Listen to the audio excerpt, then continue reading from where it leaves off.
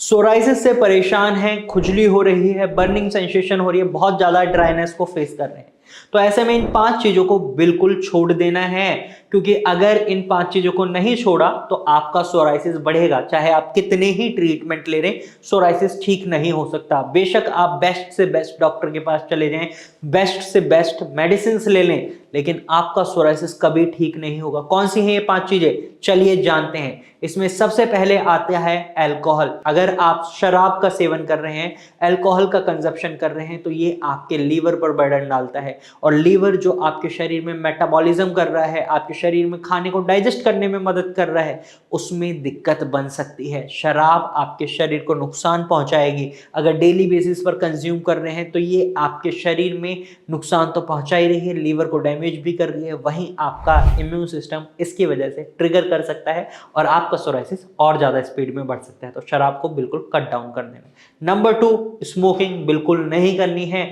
Nicotine होता है इसमें। जब आप स्मोकिंग करते हैं तो ये आपके लंग्स को तो डैमेज पहुंचाता ही है, साथ ही साथ आपके शरीर में आपके इम्यून सिस्टम को भी ट्रिगर करता है। ये एक तरीके से जैसे आप गेट पर जाकर नॉक करते हैं ना किसी के घर में एंट्री लेने के लिए, उसी तरीके से स्मोकिंग आपके इम्यून सिस्टम को नॉक करता है, ट्रिगर करता है आपके सोराइसिस को बढ़ाने के लिए। तो क्या आप नॉक करना चाहेंगे अपने सोराइसिस को बढ़ाने के लिए, अपने इम्यून सिस्टम को? बिल्कुल नहीं। तो ये गलती नहीं करनी है।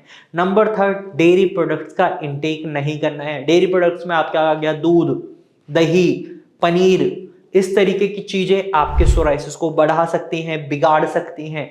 अब दूध को लेकर बहुत लोगों के मन में बहुत ज्यादा कंफ्यूजन रहता है। दूध पी सकते हैं, नहीं पी सकते हैं, पी सकते हैं तो कितनी मात्रा में पी सकते हैं और किस तरीके से पी सकते हैं? तो यहां मैं आपको बताना चाहूंगा, कोशिश करें फुल क्रीम मिल्क आपको अवॉइड ही करना है।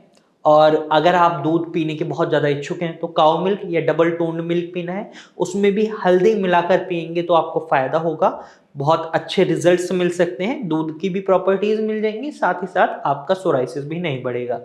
नंबर 4 चीज जो आपको अवॉइड करनी है वो है स्ट्रेस।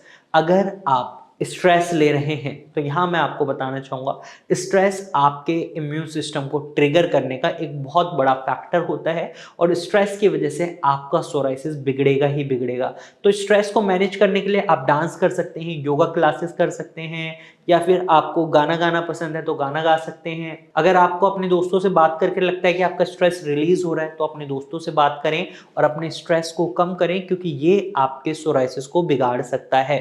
वहीं नंबर 5, मिर्च मसाले वाले खाने को आपको बिल्कुल अवॉइड करना है। अगर आप बहुत ज़्यादा तीखा खाना पसंद करते हैं, बहुत ज़्यादा नमक वाला खाना पसंद करते हैं, तो ये भी आपके सोराइसिस को बिगाड़ सकता है, आपके इम्यून सिस्टम को ट्रिगर कर सकता है। अगर आप इन 5 चीज़ों को अवॉइड कर लेते हैं, छोड़ देते हैं, अपने हैबिट से हटा देते हैं इनको, तो आप अपने सोराइसिस को मैनेज कर पाएंगे। अगर नहीं कर पाते तो आप कहीं से भी दवाई लें, कहीं से भी ट्रीटमेंट लें, आपका सोराइसिस ठीक नहीं हो सकता। ये मैं नहीं, हमारे पेशेंट्स भी बोल रहे हैं। और जो सोराइसिस फेस कर रहे हैं पेशेंट बहुत लंबे समय से, 10-10 साल हो चुके हैं। अगर आपकी इनिशियल स्टार्टिंग ही है, अभी स्टार्ट ही हुआ है, तो आपको इतना नहीं पता होगा, लेकिन जो लोग 10-10 साल से इस प्रॉब्लम को फेस कर रहे हैं उन्हें ये चीज़ अब समझ आ चुके हैं। तो बिल्कुल भी ये गलती नहीं करनी है, अपने सोराइसिस को इजीली मैनेज करके चलना है, इन 5 चीज़ों को बिल्कुल अवॉइड करना है। तो आज की वीडियो में मैंने आपको बताई हैं ऐसी 5 चीज़ें जो सोराइसिस के रोगियों को बिल्कुल अवॉइड करनी है।